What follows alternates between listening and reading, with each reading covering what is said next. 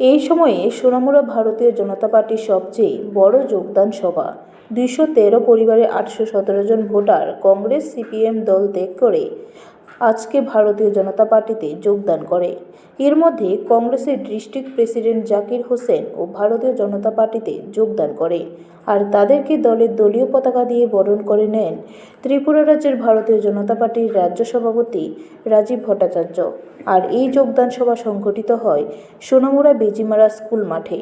ওই দিন যোগদান সভাকে কেন্দ্র করে এক আলোচনা সভা সংঘটিত হয়। আলোচনা সভায় উপস্থিত ছিলেন রাজ্য প্রদেশ বিজেপির সভাপতি রাজীব ভট্টাচার্য, সিপাহীজলা জেলার দক্ষিণাংশের বিজেপির সভাপতি দেবব্রত ভট্টাচার্য, সোনামুড়া মণ্ডল সভাপতি বিশ্বজিৎ দাস, প্রাক্তন মন্ত্রী বিল্লাল মিয়া সহ আরও অন্যান্যরা। ওই দিন যোগদান সভাকে কেন্দ্র করে আলোচনা করতে গিয়ে প্রদেশ বিজেপির রাজ্য সভাপতি রাজীব ভট্টাচার্য সিপিএমকে তুলোধুলো করেন।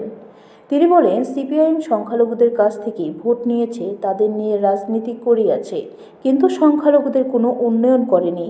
অন্যদিকে নবগঠিত কংগ্রেসের ডিস্ট্রিক্ট প্রেসিডেন্ট জাকির হোসেন দল ত্যাগ করে একান্ত এক সাক্ষাৎকারে বলেন, কংগ্রেস দলের উপর তার বিশ্বাস উঠে গেছে, কংগ্রেস সিপিএমের কাছে বিক্রি হয়ে যায়, সেজন্য তিনি আজ ভারতীয় জনতা পার্টিতে যোগদান করেছেন।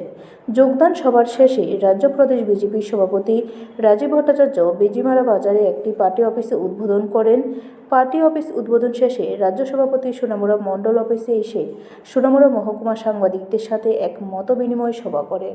বীমা যোজনার মাধ্যমে কৃষকদের আজকে 2022 সাল পর্যন্ত প্রায় 12,835 জন কৃষককে এই ফসল বীমা যোজনার যাদের কৃষকদের যে বিভিন্ন সময়ে ফসলের ক্ষয়ক্ষতি হয়েছে, তাদেরকে 12,835 জন কৃষককে সেই ফসল বীমা যোজনার আওতায় এনে তাদেরকে সহায়তার কাজ ভারতীয় জনতা পার্টি সরকার করেছে। ব্যুরো রিপোর্ট, খবর ত্রিপুরা।